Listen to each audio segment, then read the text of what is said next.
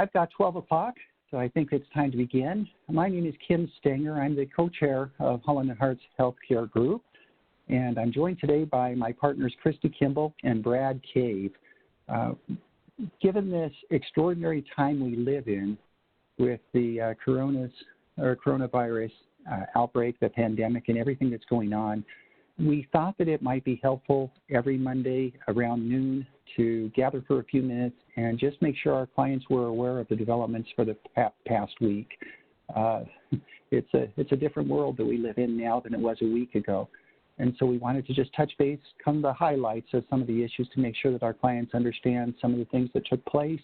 It's going to be a very high overview. We understand that a lot of you already have more information, but we wanted to make sure that you are aware of at least the basics so that you could follow up as necessary. The format for this presentation will be I'll talk for a few minutes about a couple of the issues. I'll turn the time over to Christy Kimball, who will also address some additional healthcare issues. And then the lion's share of the program will be Brad Cave, who's going to talk about the Family First Act. Starting with the EMTALA issues, as you know, EMTALA is triggered if a patient comes to the hospital. It's the one that requires the hospital to provide emergency screening and stabilizing treatment. On March 9, 2020, CMS issued guidance that affirms that EMTALA is still in place under the COVID-19. However, last week, actually a week ago Friday, on Friday the 13th, HHS issued its blanket waiver pursuant to the President's declaration of emergency, an emergency condition.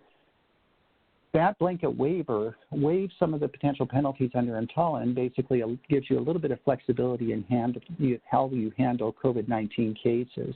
Under that blanket waiver, it states that if you have a state emergency preparedness plan, then hospitals can direct or relocate a person to another location to receive a medical screening pursuant to an appropriate site consistent with that state emergency preparedness plan. So if that emergency preparedness plan has been activated in your state, you've got ability to transfer those patients.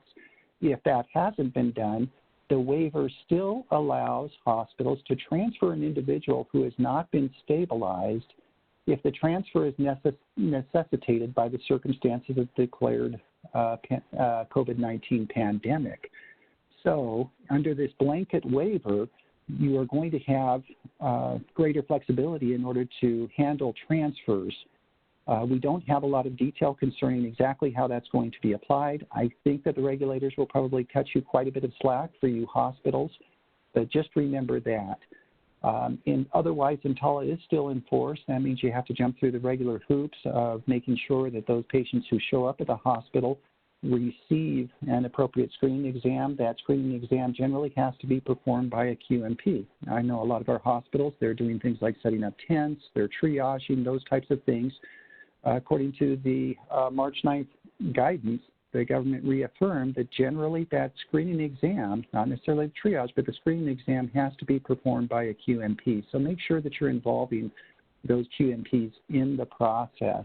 A QMP, of course, is a qualified medical person that's identified in a document approved by the governing board to perform those types of screening services.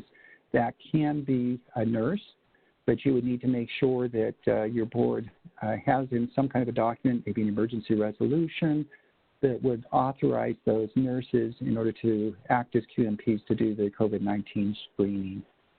States and providers may seek an 1135 waiver.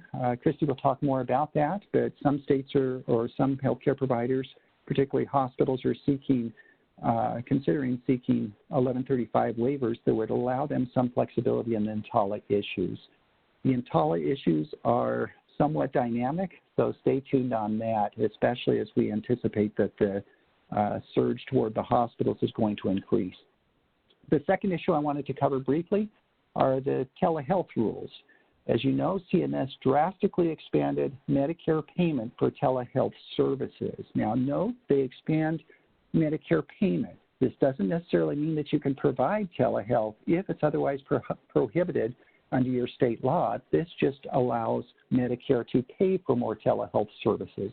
On March 17th and again on March 19th, CMS issued guidance and FAQs addressing these new telehealth rules. In essence, the government removed some of the barriers to providing telehealth. For example, you no longer, in order to get Medicare reimbursement, you don't have to have a prior patient-physician relationship. The patient may be located anywhere, including in their home, so they don't have to come to your office. The rules for providers are a bit uncertain. The way some of the guidance suggests that some of the language seems to suggest that consistent with current rules or existing rules, that the provider has to be in their clinic or another care setting. But there is some commentary that suggests that the provider does not have to be in any particular location, and they could even provide those services through the home. I've heard of MACs advising some of their providers that is permissible. There is language, particularly in some of the HIPAA guidance, that would suggest that would be the case, but I have not been able to confirm that as yet. If Christy or Brad have, they can step in here in just a minute. Some of the other rules, the government specifically said that you could use smartphones with two-way audio-visual communication in order to go ahead and provide that telehealth service. Christy will be talking more about the HIPAA ramifications on that. When it comes to just providing telephone service without video, again, the guidance is not very specific on that. We haven't got a lot of guidance on that.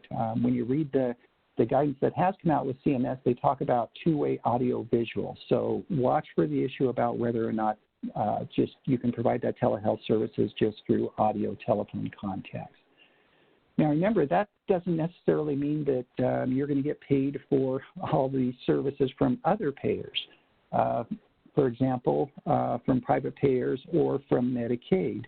Now the government has, CMS through Medicare has encouraged states to adopt waivers that would expand Medicaid coverage for telehealth services, but that's largely a state issue. CMS has published, as late as yesterday, some toolkits for states in order to facilitate their ability in order to cover telehealth services. In order to facilitate telehealth services, several other agencies have also taken action.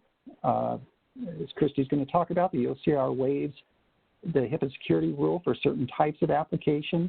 In addition, the Office of Inspector General is authorized now to allow you providers offering free or discounted telehealth services or waiving copays for telehealth services without violating the anti-kickback statute. Generally, the anti-kickback statute would have required you to collect those copays or deductibles, but they've granted a waiver that would allow you to waive that for telehealth services.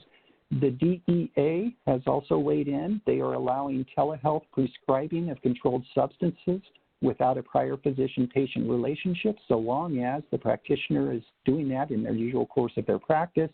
They use an audio-visual, real-time, two-way interactive communication system, and it otherwise satisfies state and federal laws.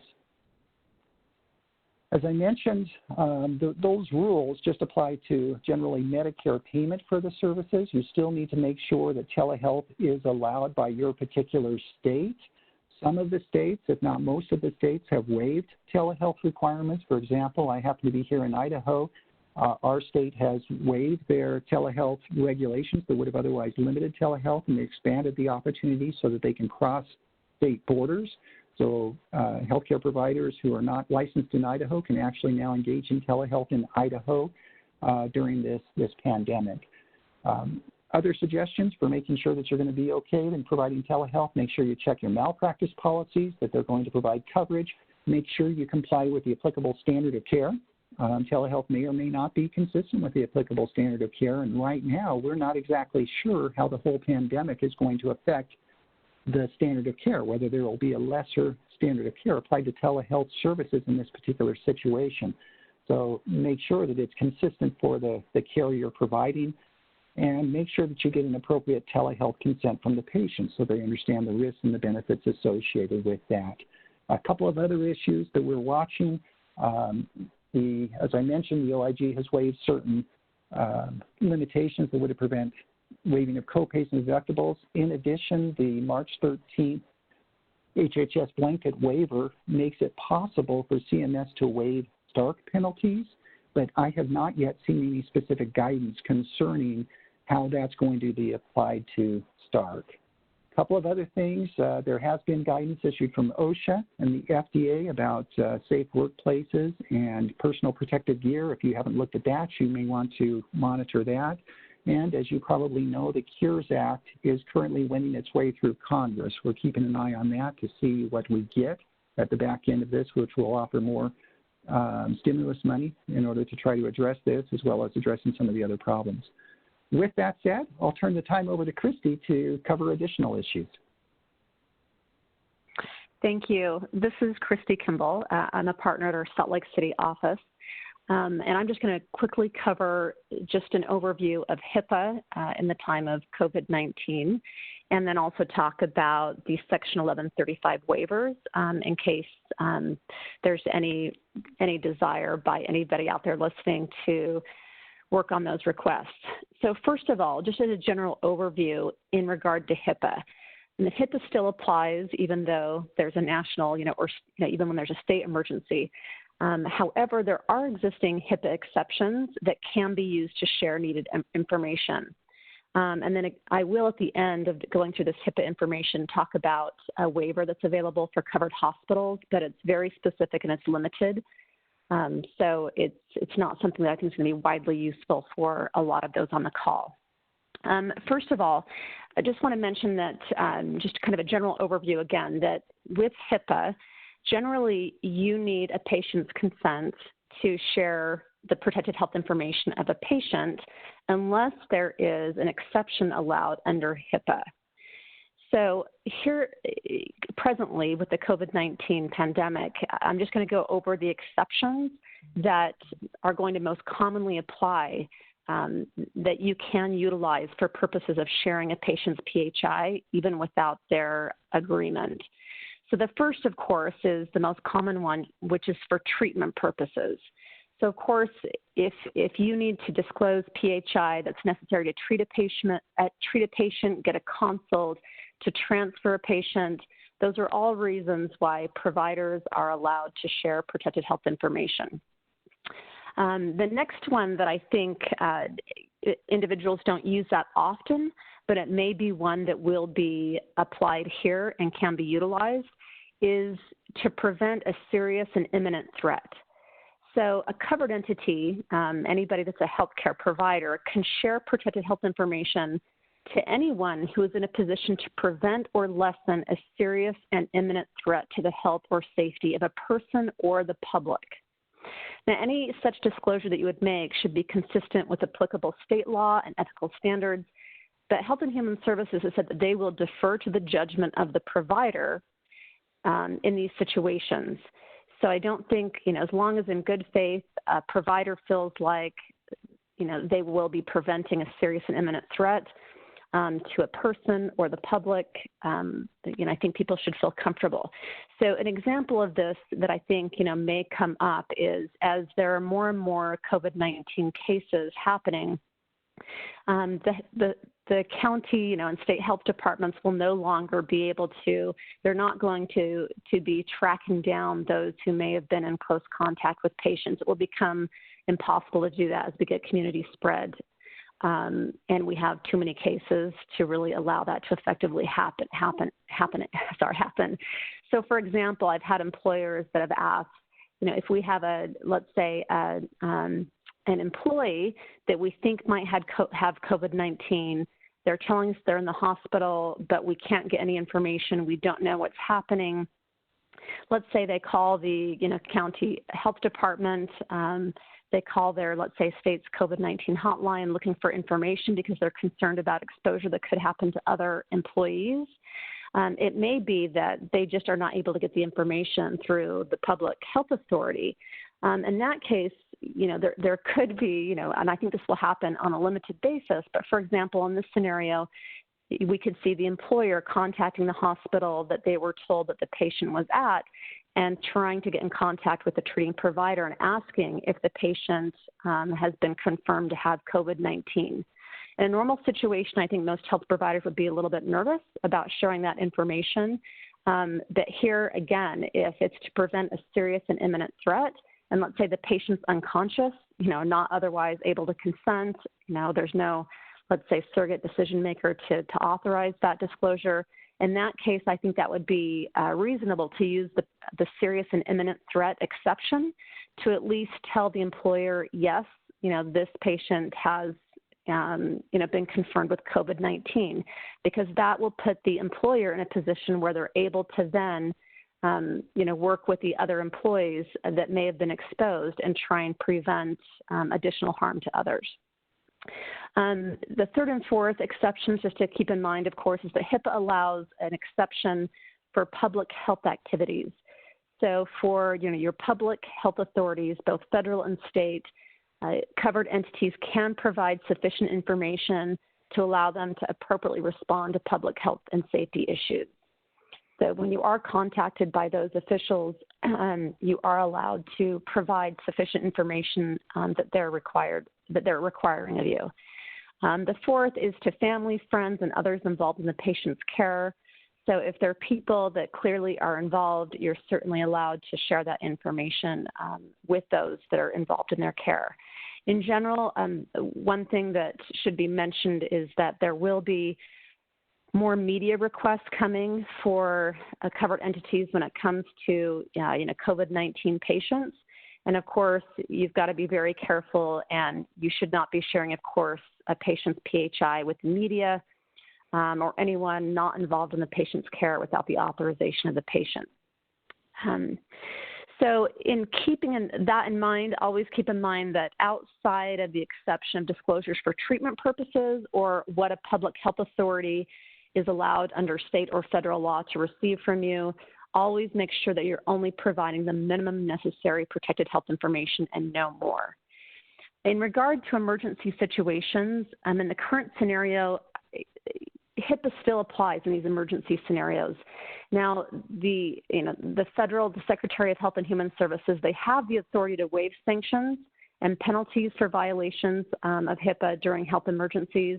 We've seen that with the blanket waiver that has been instituted, which Kim alluded to earlier, but it's very narrow. It only applies right now. It's to covered hospitals, and it's only within the first 72 hours of the time that the hospital implements its disaster protocol. There are other requirements as well, but there's certain requirements that are waived during that first 72 hours of the hospital implementing that disaster protocol, such as getting the patient's agreement to speak with family members or friends involved in the patient's care, the requirement to honor request to opt out of the facility directory, distribute a notice of privacy practices, and a few others. But again, that's limited, so I'm not going to go into more information there. In regard to these 1135 waivers, I just want to at least make sure that you're aware of those. This is something that I don't think many of us has been on our radars because it hasn't had to be utilized for most of us. But Section 1135 of the Social Security Act, that authorizes the Federal Secretary of the Department of Health and Human Services to modify or waive certain Medicare, Medicaid, CHIP, and HIPAA requirements if two things have happened. If there's a national emergency and if the Health and Human Services Secretary has declared a public health emergency. So, of course, both those things have been triggered. So here, what these Section 1135 waivers allow, it allows with respect to a geographic area and a specified time period provided in those declarations. Right now with COVID-19, right, there is no, end date. We're going to have to see how this plays out. But the Secretary may elect to authorize waivers or modifications of one or more of the requirements under Section 1135B of the Social Security Act. And once those are waived or modified, they can be done in a retroactive manner back to a retroactive date of when the national emergency began. So typically, it doesn't have to be, let me just kind of talk about who can request this waiver. So this can be a particular provider can request these waivers, a group or class of providers or suppliers, let's say hospitals in a state or emergency room physicians, skilled nursing facilities, long-term care hospitals. Certain providers can request those, or a geographic area can be covered. The purpose is really to ensure that sufficient health care items and services are available to meet the needs of Medicare, Medicaid, and CHIP beneficiaries in the emergency area during the emergency period. So requirements that can be waived or modified under Section 1135, I'm just going to go over some examples of those. So conditions of participation or other certification requirements for an individual healthcare provider or types of providers, program participation and similar requirements for an individual healthcare provider or types of providers, and pre-approval requirements. So for example, a hospital could ask for a waiver to use an alternative care site that is not part of the hospital under existing rules, which would allow reimbursement to be permitted if the ACS is a subject of this waiver. So, for example, as the COVID-19 pandemic continues to progress and hospitals are experiencing, a shortage of enough beds, as you've seen in other areas in other countries, they've had to convert other facilities into, makeshift, hospitals, for example. And if that were to happen here, that is an example where, a hospital or a state could request that be allowed and that payment be allowed, despite the fact that, these are alternative care sites. Another example would be to house critical care patients in a hospital in a different area and bill as if it's critical care. Or whatever level of care it is. Normally, you've got to be in that area of the hospital. But as this progresses, you may see a need for hospitals to convert other areas of the hospital to provide care that normally would only be provided, let's say, in critical care or in the emergency department.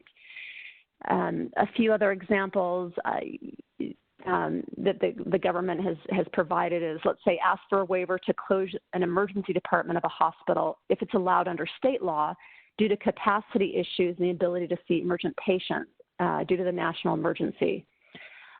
Lifting criteria for critical access hospitals, which are normally limited to 25 beds and to a length of stay of not more than 96 hours. Lifting criteria for inpatient rehab facility population. So there's just a lot of different examples that you can be requested.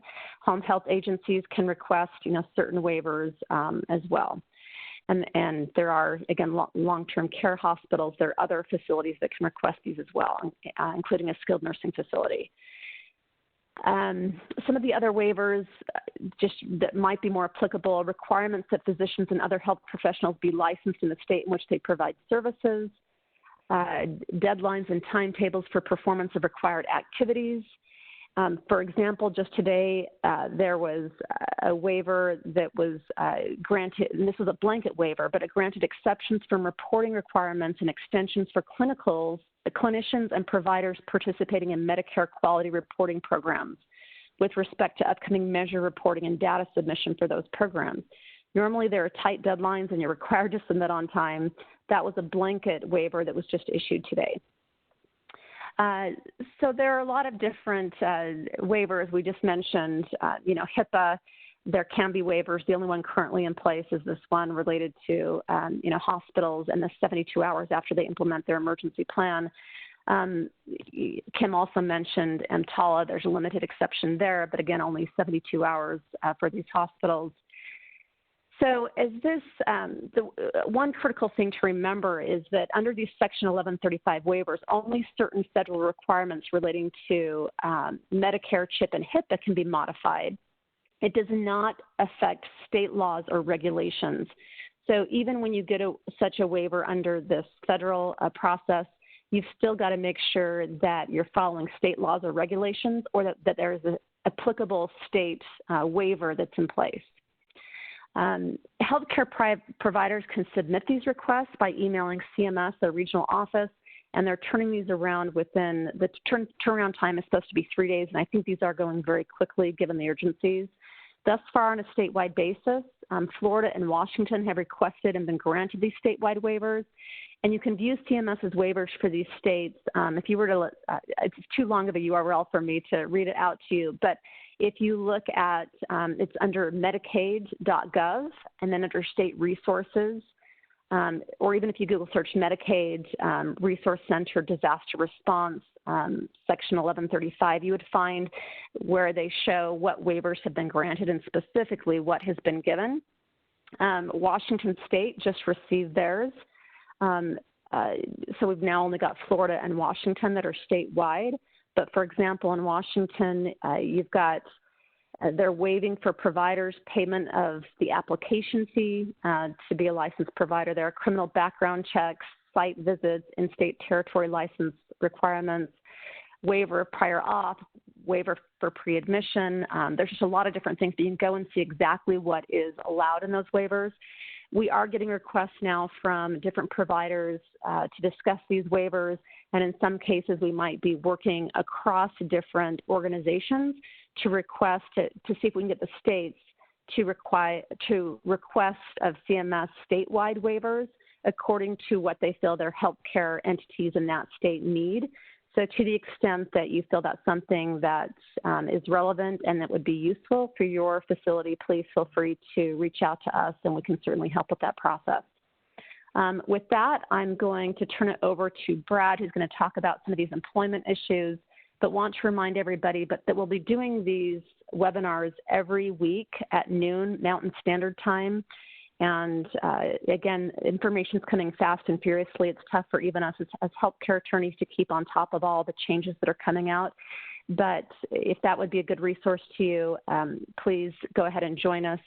We also have a coronavirus website on the firm's website, so you can check that. That's updated on a more than a daily basis. It's updated, as quickly as things are coming out, we're updating it. And there is a tab for healthcare entities under the employer site. So please go down to that site and you can see additional resources. Again, as these things are issued, we're immediately trying to get them on the site and loaded so that you have a resource to go to.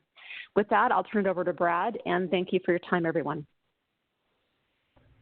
Thank you, Christy, and good afternoon, everyone. I am Brad Cave. I'm a partner in the Cheyenne office of Holland & Hart, an employment law and healthcare partner. Today I want to talk to you about the Family and Medical Leave Expansion Act and the Emergency Sick Leave Act, both of which came to be as part of the Families First Coronavirus Response Act.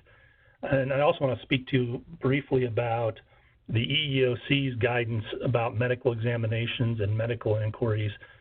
They issued that guidance last week. It applies to, or they updated it last week.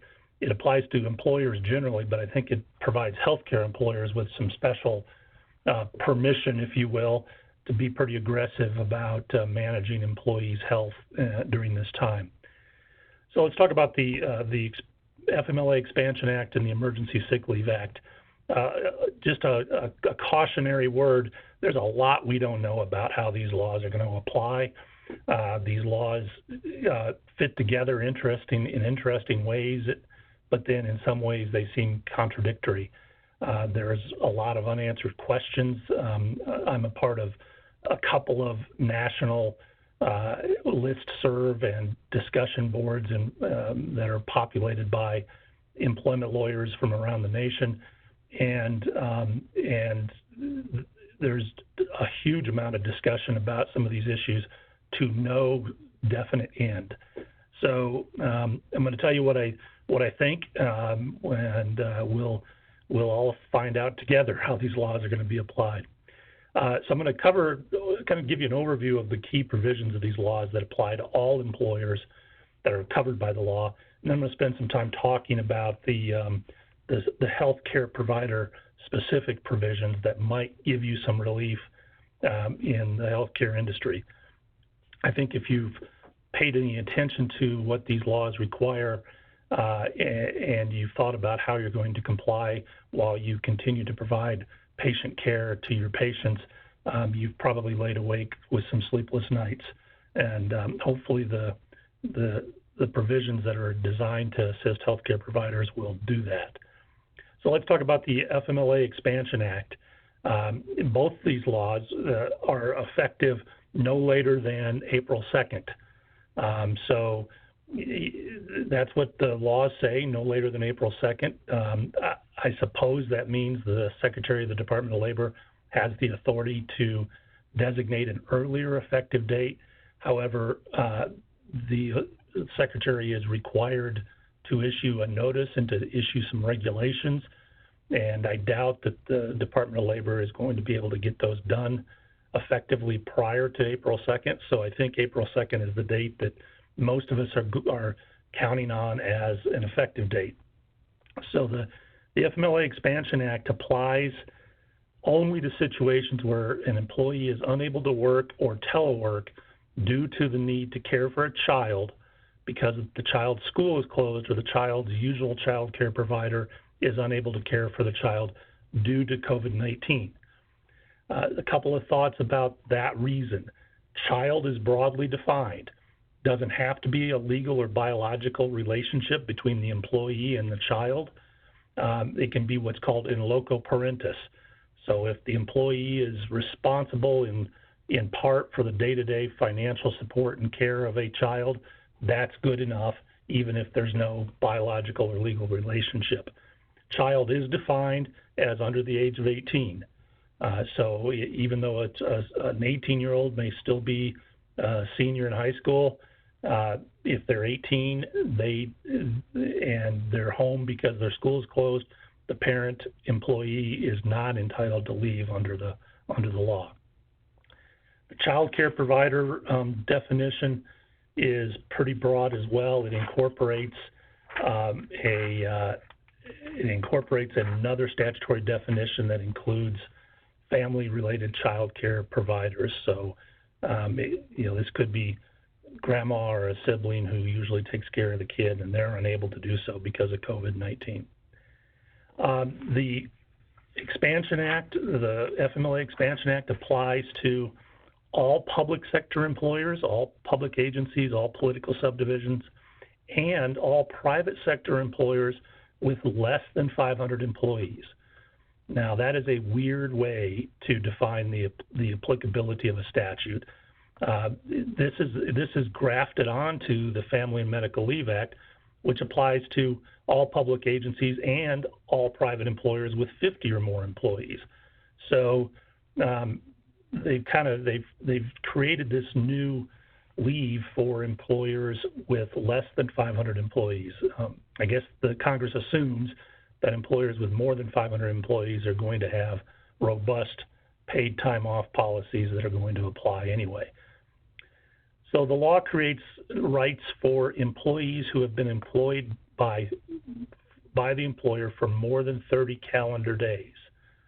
That's the only eligibility requirement for this expanded family and medical leave.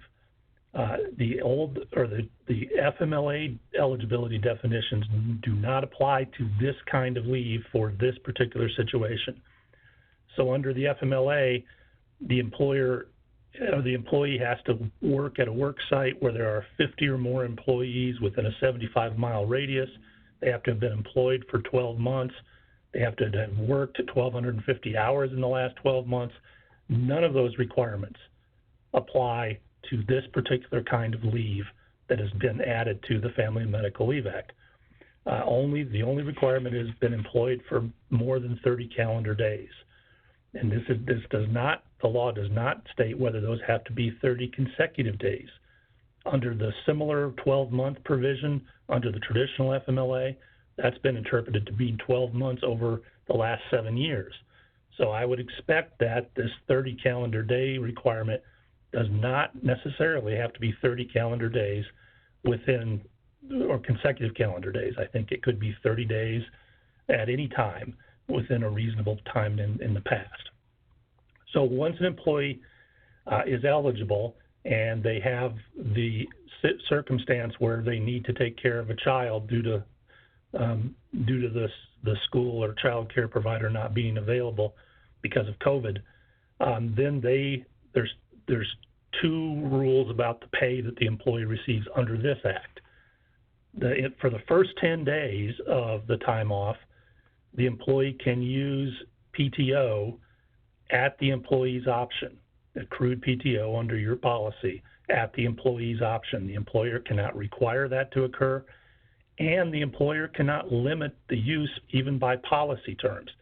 So if they have accrued vacation or floating holidays or some other kind of accrued paid time off, that would not by its terms apply to this circumstance, the employee is still entitled to use that paid time off. The law provides for or says that the first 10 days may be unpaid leave as well, but that unpaid leave is not likely to kick in very often because we'll talk about the Sick Leave Act next, and the Sick Leave Act provides for some degree of pay during that would also apply during this time frame. So the Sick Leave Act is apparently designed to make sure that employees are not required to use the unpaid leave that the Family and Medical Leave Expansion Act provides for. So how do you calculate pay? Under the Expansion Act, you calculate pay at 2/3 the normal regular rate of pay times the hours in the usual schedule. So, that's pretty straightforward. Whatever that regular rate is that the employee is normally paid, times the hours in the usual schedule. That amount is capped at $200 per day and capped at $10,000 in the aggregate for the total entitlement to leave under this particular law. If you have varying schedules or part-time schedules, there's an averaging calculation that comes into play to decide how many hours a person gets for paid leave. If the need for leave is foreseeable, the employee has to give you foreseeable notice. Obviously now at this time that provision's a little bit superfluous because schools across the nation are closed. Child care providers are not uniformly closed, but many of them are. So the need for notice is going to come up fairly rarely. So when does this expansion leave end? Unlike the FMLA, well, let me back up. There's no limit stated in the number of hours or days except the old FMLA limit of 12 weeks. So this leave under the Expansion Act is going to end when at the earliest of one of, I think, 5 conditions that could occur.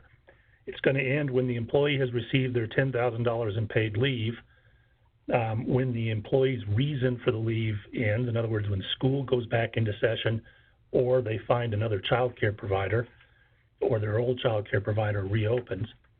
The third event when this will end is the employee exhausts 12 weeks of total FMLA leave during the applicable 12-month period defined in your FMLA policy.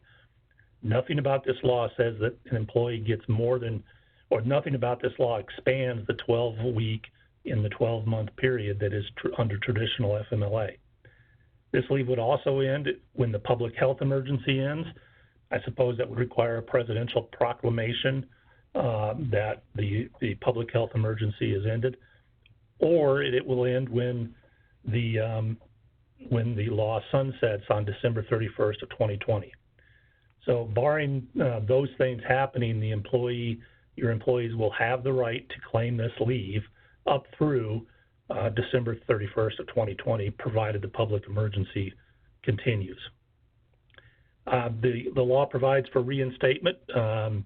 So once the employee takes leave and they're done with the leave, they're entitled to be reinstated to an equivalent position. There is an exception for small employers with less than 25 employees. It states that the position you have an exception to reinstatement if the position no longer exists due to economic conditions or changes in operating conditions that are caused by the public health emergency, and the employer makes reasonable effort to restore the person and lets them know in the next 12 weeks, essentially, whether there's a position available. There are the FMLA, the traditional FMLA interference and discrimination prohibitions apply to the use of this leave as well. So you can't take action against somebody because they've requested leave under this Expansion Act, new Expansion Act entitlement. So that's a very quick and dirty review of the key provisions of the FMLA Expansion Act. So Families First also includes the Emergency Paid Sick Leave Act. And as I said, these two laws fit together to some extent and then kind of contradict each other or are kind of strangely silent in some areas where you would think that they would have provisions. This Paid Sick Leave Act is a standalone act. It's not part of the FMLA. It's not an amendment to the FMLA. It doesn't claim to amend any other law. It's a standalone law by itself. So that's important in the sense that there are helpful things in the FMLA that don't exist in the Paid Sick Leave Act, and so we're kind of we'll be dealing with those issues with a little bit of unknown. So the Paid Sick Leave Act applies, again, same as the Expansion Act, to all public sector employers and all private sector employers with less than 500 employees. Eligible employees. Every employee is eligible from day one of employment. So there's no time period, there's no other eligibility criteria for employees. Every single employee from day one. The reasons for this leave include that there's 6 reasons. The employee is subject to a federal, state, or local quarantine or isolation order related to COVID-19. The employee has been advised by a healthcare provider to self-quarantine. The employee is experiencing symptoms of COVID-19 and seeking a diagnosis. The employee is caring for an individual who's subject to a quarantine or isolation order or has been advised by a healthcare provider to quarantine. The employee is caring for a son or daughter because of the school closure and because of the child care disruption, or the employee is experiencing any other substantially similar conditions as specified by the Secretary of HHS. And so there's those 6 categories or reasons for using the paid sick leave. The benefit that the employee gets, the paid sick leave, full-time employees get 80 hours of paid leave under this statute. Part-time employees get the number of hours that they would usually work in a 2-week period. And there's a guidance for calculating that on an average basis for employees who have a varying schedule. Obviously, if you have a standard part-time schedule, that's how you measure the number of hours for part-time employee. Pay calculation during this time off there are 2 categories. So for those 6 reasons I gave, for those reasons when it's regarding the employee themselves, so in other words, the employee self-quarantining, the employee is subject to an isolation or quarantine order, the employee is experiencing symptoms of COVID-19. If it's one of those 3, the pay is their regular pay up to $510 a day with an aggregate limit of $5,110. So their regular pay during this time off with those limits. If the reason that the employee is taking leave is one of the other 3, somebody else's care, somebody else's care, or the employee is experiencing other similarly situated conditions or other similar conditions, if it's one of those 3, then they get 2/3 of their regular pay up to $200 a day and to a maximum of $2,000 in the aggregate. So a much less expensive, much less financially replacing pay term. The employer under this paid sick leave, the employer cannot force the use of other types of PTO. The law doesn't expressly provide the employee the right to do so, but the law does say that you cannot limit the employee's rights under your policies. So if your policy would allow an employee to take accrued PTO under whatever circumstance has caused them to request leave, then they will be able to elect to take the PTO in lieu of the Paid Sick Leave Act leave. This is a self-limiting leave, obviously. The aggregates and the daily, or the aggregate total amount and the number of hours tell you how much leave that an employee gets. So obviously, what this tells us is we have to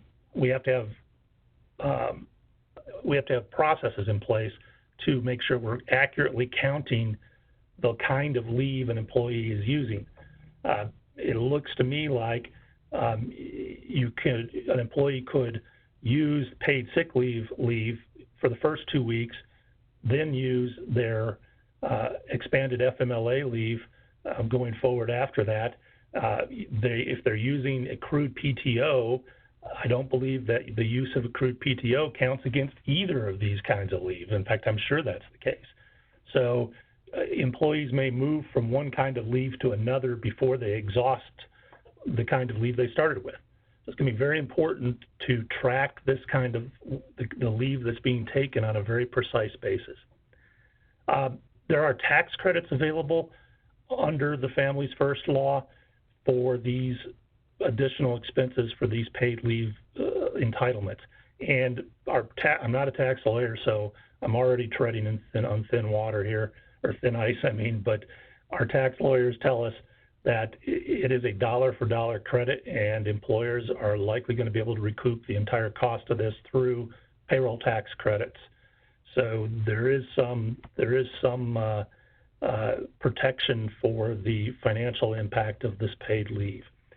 Now, special health care provisions for employers, or special provisions for healthcare employers, I mean, both the FMLA Act, Expansion Act, and the Paid Sick Leave Act include language that states that an employer of an employee who is a healthcare provider or an emergency responder may elect to exclude such employee from the application of the provisions of those laws. And it says a little more we'll get to in just a second. Now, the Act does not tell us how we exclude employees. What kind of notice do we need to give? What kind of advance notice do we need to give, if at all? It doesn't tell us whether we can exclude employees by groups of positions, for example, or by department or by unit. It doesn't tell us that at all. So, we may need to exclude employees by communicating with each individual excluded employee. But those are all things that we can work through based on each employer's plan for who they need to exclude. Now, who does this cover is the next question. The language in the statute says healthcare provider and emergency responder. They borrowed the definition from the Family Medical Leave Act for healthcare provider. Under the Family Medical Leave Act regulations, that term is defined to include doctors of medicine or osteopathy, podiatrists, dentists, clinical psychologists, optometrists, and chiropractors when practicing within the scope of their practice. Nurse practitioners, nurse midwives, clinical social workers, and physician's assistants when practicing within the scope of their practice. Now, what you'll immediately notice is missing from that list are nurses and certified nurse assistants or nursing assistants, pharmacists, pharmacy techs, therapists, physical therapists, respiratory therapists. All of those professions are missing from this list of healthcare providers that we can exclude from this law. I know that my healthcare clients, my hospital clients, are exceptionally concerned about that because normally it's their nursing staff and their CNAs who are going to have younger children at home, who are going to need time off to take care of the younger children due to the disruption of schools being closed and child care providers being unavailable. So that is a big a big looming problem in this law for healthcare employers. The Secretary of Labor is authorized to address that problem through regulation, and hopefully that'll be part of the regulations that are supposed to be issued before the effective date of the law. So my suggestion to you is to call your state hospital association or your state long-term care facility association and ask them to get involved lobbying Congress and lobbying the Secretary of the Department of Labor to exclude as broadly as possible your staff in your healthcare entities. The Secretary has, as I said, has the authority to expand that list or to allow healthcare employers to opt out of the coverage of the law altogether. So hopefully we'll see that come to play. All right.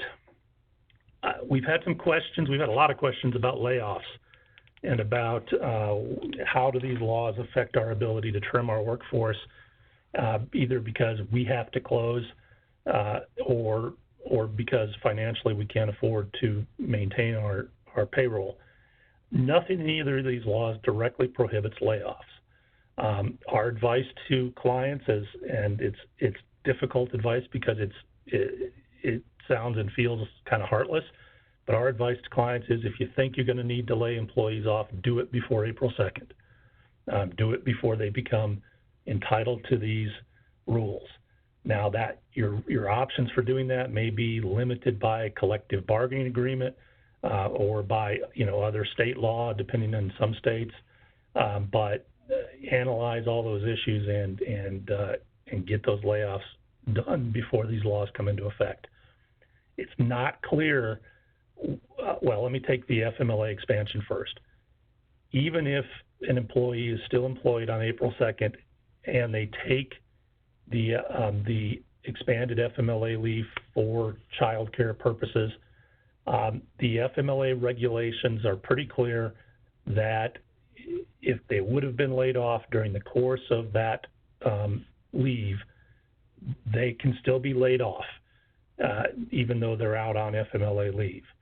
However, the regulations shift the burden of proving that they would have been laid off even though they're on leave to the employer if the employer's decision is challenged.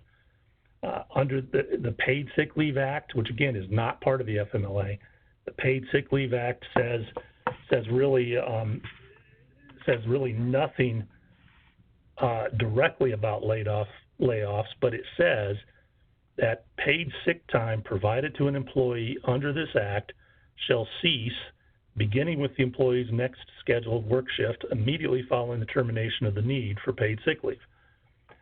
So that provision suggests that you may not be able to lay the employee off while they're using paid sick leave under the Paid Sick Leave Act. Now, however, the need for leave provisions of that same act says that that the act only applies when they have a need for leave because of those categories, those 6 categories. So if their job is eliminated, they no longer need the leave because of those COVID-related categories. So, as I said, there's an ambiguity under the Paid Sick Leave Act about what happens if you want to lay off an employee who's taking paid sick leave. So I suggest to you, if you're considering layoffs, move forward with them as quickly as you can to avoid this uncertainty. I know that's hard to think about when our employees are facing so many other challenges, but I think that's what these laws are going to motivate a lot of employers to do, which is unfortunate because they were intended to motivate exactly the opposite. You should know that the CARES Act, not this law, but the CARES Act, which is being debated in Congress right now, may limit or restrict some of the tax credits related to the Families First Act based on shrinking workforce. It may limit some of the loans that might be available under that forthcoming legislation if the employer's workforce shrinks by specified amounts. That law is in the Senate. It hasn't even gone to the House yet, so predicting what the specific terms will be is way beyond me. But you might need to know that that layoffs could have some limiting effect on your options under the federal law going forward.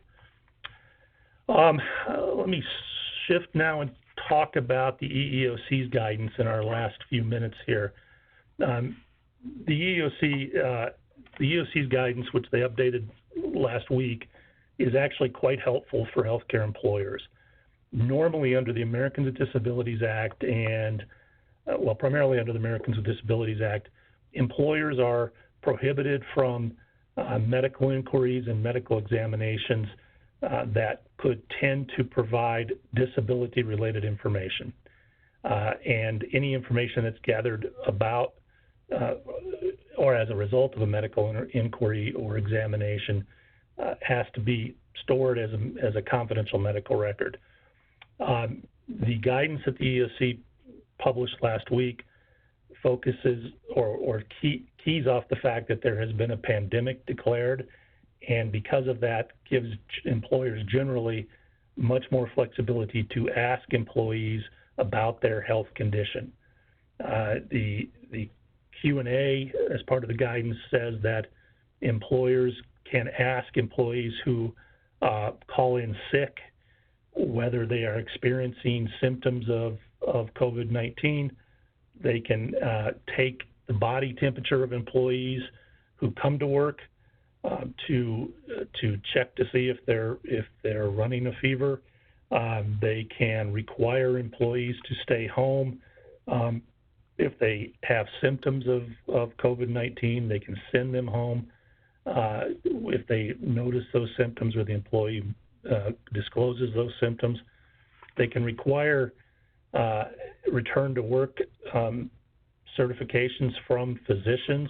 However, the EEOC suggests that employers should look for alternatives to the traditional written return to work certification from a physician, simply because physicians are likely to be overwhelmed during this course of time and may not have the time to issue that note or answer employers' questions about that. So the EEOC is recommending some sort of easier, quicker, faster way to get physician feedback about employees' health. For healthcare employers, I think this gives you a very effective tool to implement some pretty aggressive screening measures based on employee health, and to question employees you could go as far as questioning every employee at the beginning of every shift, requiring that they certify to you or state to you in some way that they're not experiencing symptoms.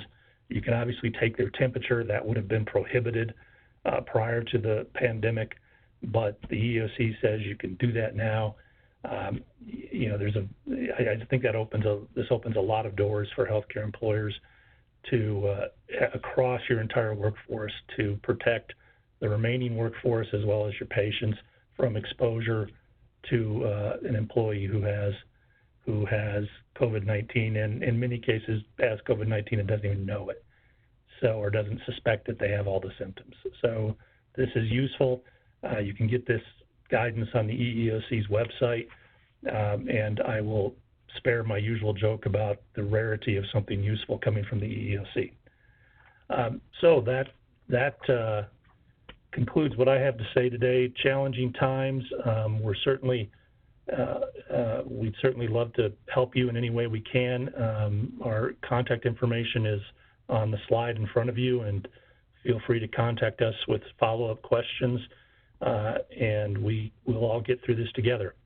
Kim or Christy, any closing remarks? None from me, but stay safe, everyone. Thank you all. With that, we'll close for today. We look forward to joining us next Monday. Thank you. Goodbye.